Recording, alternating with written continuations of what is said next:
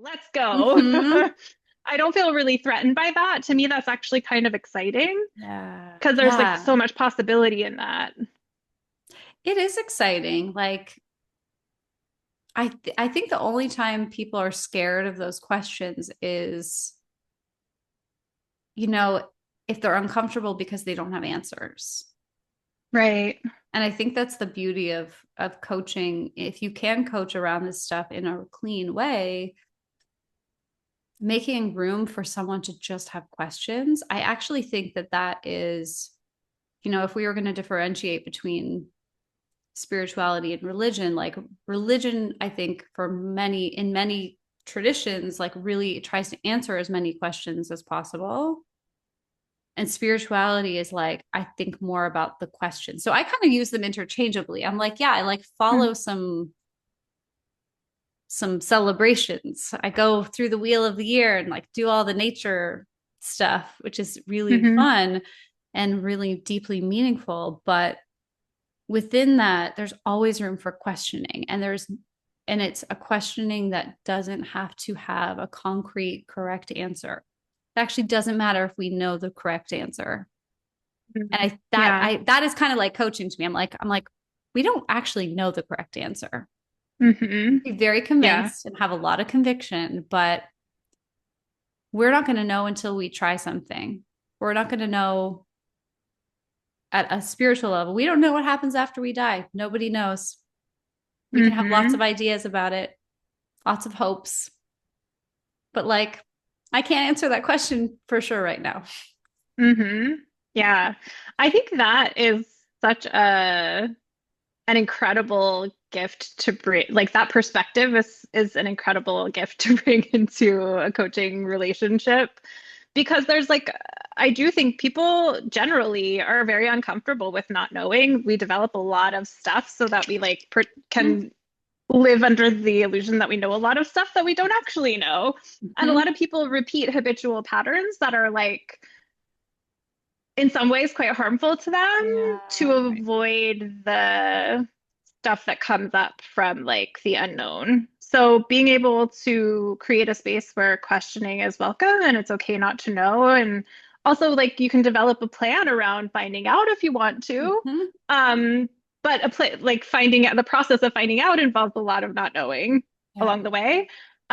Creating like safety around that and a sense of security and exploring like how to build a sense of security within that is really powerful. Yeah. I think that's true. I think it's also really powerful to choose what you want to believe because you like it. Like Mm-hmm. it sounds kind of silly, but I say this to people all the time. I'm like, because we don't actually know with 100% accuracy anything really, um, you get to choose what you want to believe just because it makes you happy to believe it. Mm-hmm.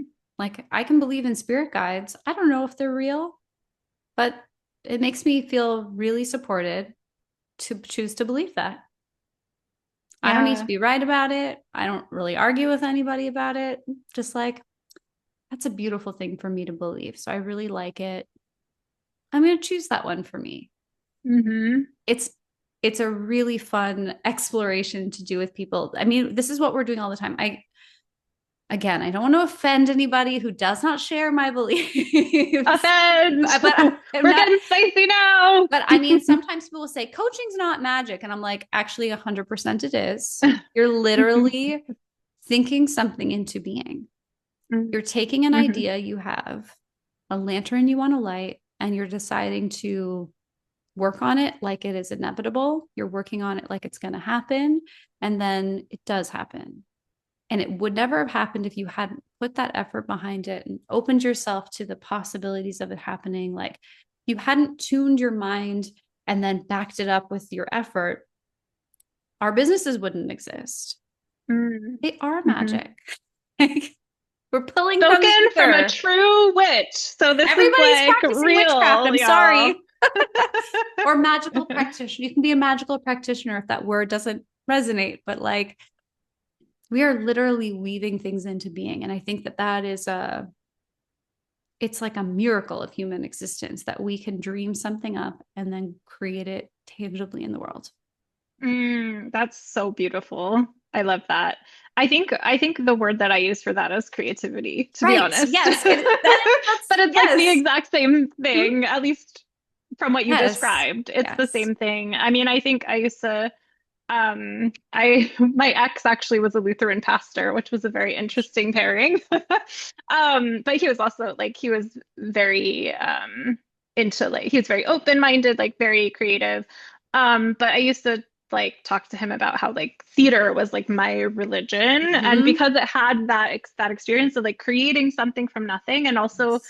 in a communal sense, like the Hmm. idea of working together and building relationships to build something from nothing. Wonderful. So yeah, I'm 100% with you. And I think that's what attracted me to coaching as well, is this idea that you can change things. And like it might take a lot of support or a lot of work to do, but it's totally doable. And like here's a space where we can break that down and talk about it Hmm. in great detail and like build support as much as is needed to make that happen. Yeah, because, and I mean, I don't think people really understand always the value of that type of mindset work and that questioning, but it's like the, the fixed beliefs, like people can't change, or the fixed beliefs, like I'm not capable of doing this. We don't realize that those are not just like things that are true. They are beliefs that probably benefit somebody else for us to believe. And we will make them true with how we show up in the world if we keep repeating them and keep thinking them and keep choosing them. So I think that, one of the most magical, after kind of leaving that spiritual community, after that spiritual community fell apart, coaching Mhm. was kind of the thing that brought me back actually to spiritual work, because I was like, this is 100% me choosing the beliefs. I can either keep choosing the default Mhm. beliefs that I've thought that really are not taking me where I want to go, or I can be more intentional and start lining up my life with what I want. Mhm. Start thinking the way that I want to think about myself and change my self-worth and like all the kind of inner work that had to happen. So I, yeah, I mean, I think if you're a spiritual person, if you're a religious person, I don't know that there can be 100% a separation between that and who you are as a coach, because your spiritual experiences are going to inform your coaching. But to your point, it's when there's like, I think when it's a problem is like when there's an agenda about what your client should believe or what they should Right. practice. Yeah. Right. That's not coming from the client Yeah. themselves. It's like what you think you're supposed to do because of what the religion says, or what Yeah. how you think they would be happier if they shared some of your Right. beliefs. Which I would say, I Sometimes wish would, I'm like, I wish I could make people believe what I believe because I'm so much happier, but that would be too much work for most people. yeah. And I think my spicy comment about that form of coaching is I think that's like coercion. I don't think that's Totally. coaching. Like that's manipulation. Yeah. Yeah. And in a like that, listen, I understand like it's not always conscious. I understand we're human, but like that's actually kind of sickening if you're doing it consciously and you're not like doing anything to address that behavior. If you're imposing your beliefs on someone else without like making that explicit and without explicit consent from the person that you're coaching. Yeah. Unless they say, I want to do this coaching in the context of the religion and Right. be better at be a better practitioner of this faith or this spiritual path. That's one thing. But I Right. think, Right. yeah, I think it's totally unethical to, as you said, like if you have your professional hat on, it's Mm-hmm. unethical to like bring in what you do when you're not at work, whatever that Right. is.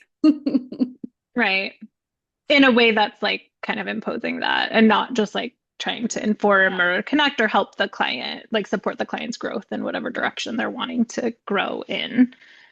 I also just think like, I don't know, maybe this is my overthinking, but like I also am wary of even if you like say you're the same religion as someone, or if you're both, like that might mean different things to you Mhm. than it does to your client. Yeah. So I think that's not enough just to be open about it. If you Mhm. are going to then bring that into your coaching sessions as like a direction that you're kind of leading the client toward, because yeah, like they might interpret certain things in the religion differently than you, or they might Mhm. um, feel differently about certain aspects of the religion than you. Yep. Yeah. It's I think it's like on a not a need to know basis, but it's kind of like,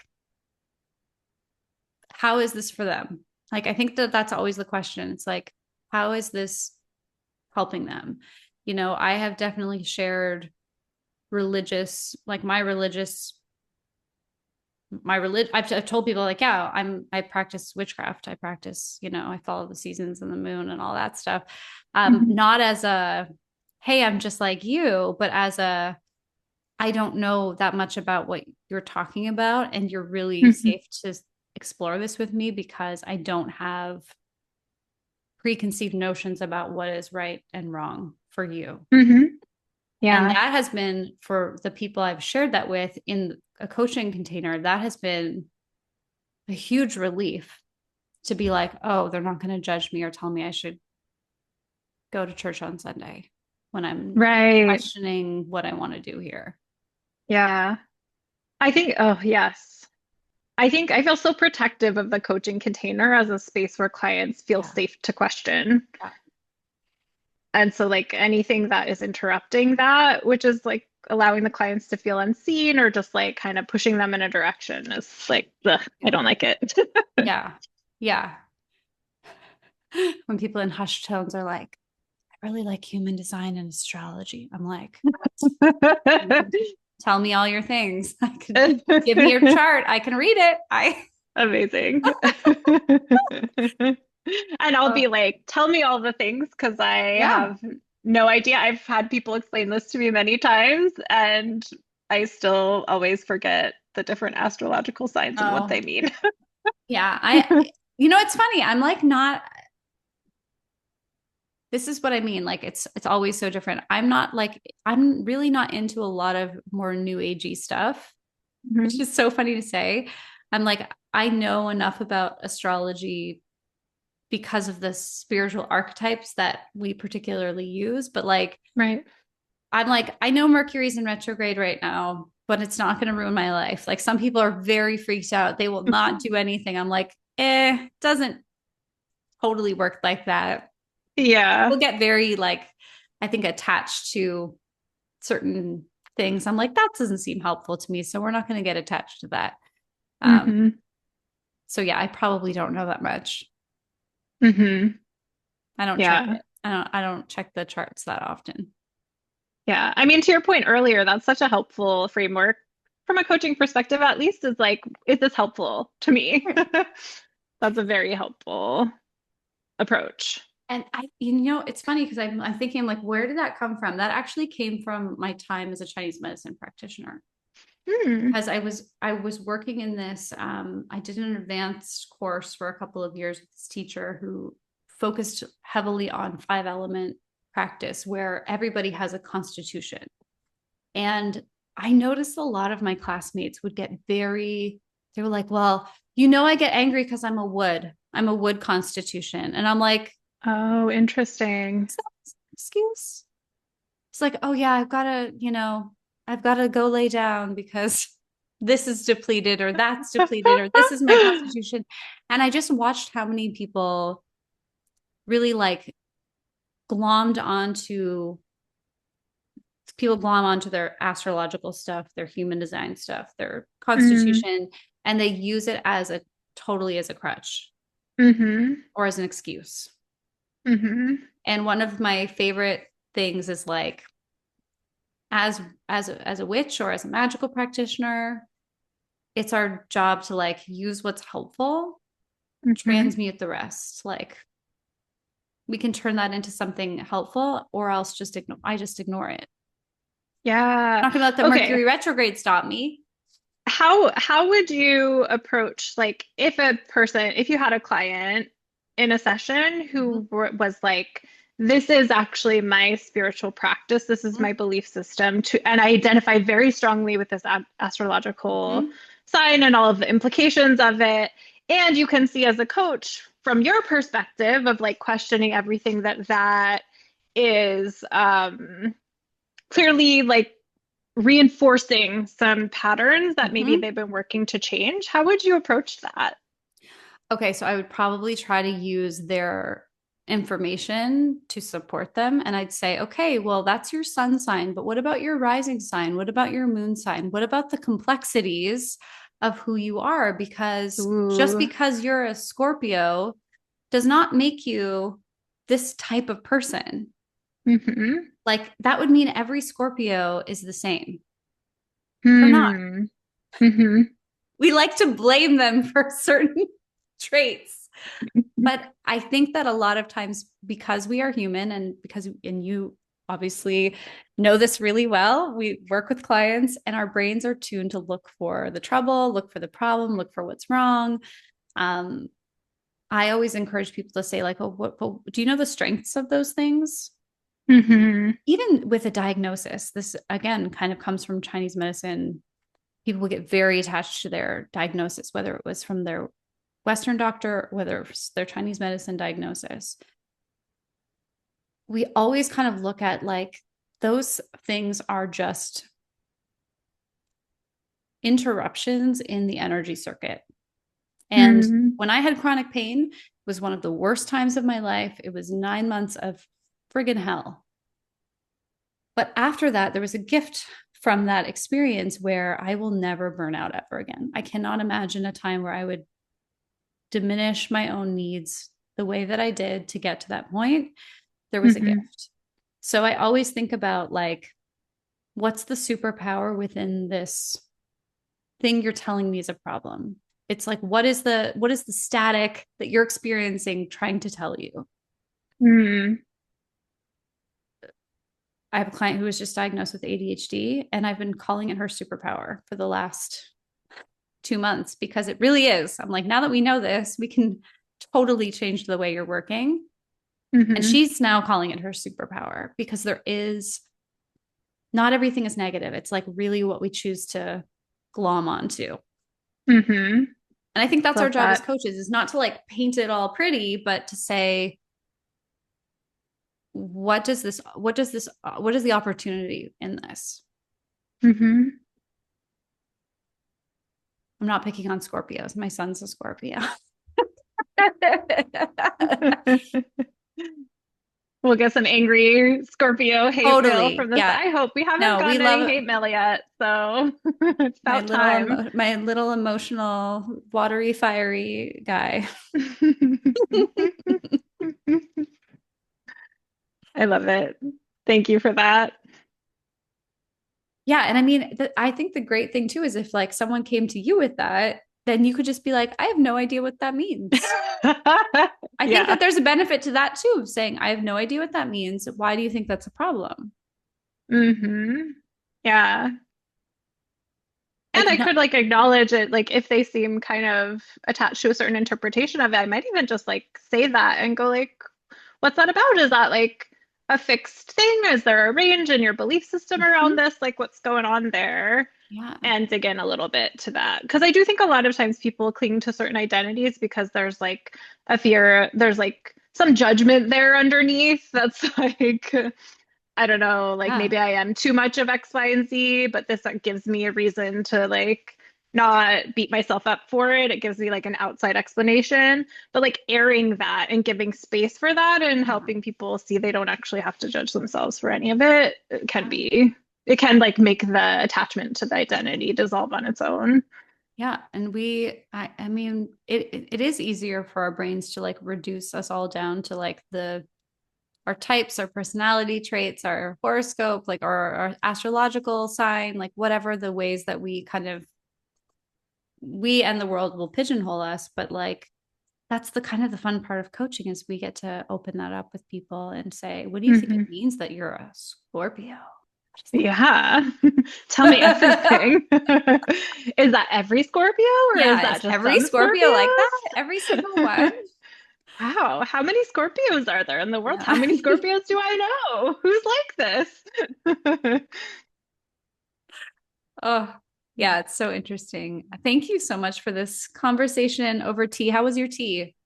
It was wonderful. This was Good. very, like a very nice, sort of interesting, deep, relaxing chat. I loved Mhm. it a lot. Me How was your too. tea? It was really good. I'm really hoping I can stay awake past 8 o'clock tonight. So I'm doing my best. That daylight savings Oh, has yeah, really hit me, and I'm it's hoping a little rough. boost of caffeine. Maybe I'll make it to 10. Yeah, I hope for you. I believe in you. You can do it. You're taking your kids somewhere, or what are Yeah, you doing? they do their theater tonight, so we're doing some theater Oh, tonight, and hmm. then my little Scorpio turns 8 on Friday, and Oh, we're having a dinner party. how We're cute. making homemade pasta, inviting a couple of his friends over and their parents. And Oh, yeah. that sounds extremely wholesome. It's yeah, but like also like a lot of work. It's like Yeah. maybe I should have just let them eat popcorn and had a movie night, but whatever. He likes to cook Are and they excited I about support that the cooking. pasta? Hmm? Okay. Are Yeah, they we'll make it. excited about the pasta making? Like, did that come from them? Yeah. Yeah. He likes Oh. to he was like, I want to make homemade pasta with the pasta machine, like Wow. cranking it. Wow. I'll take it. He's gonna be a good partner Yeah. for somebody someday. Sure is. Sure is. They're gonna thank you for I the will pasta receive making that skills. thanks.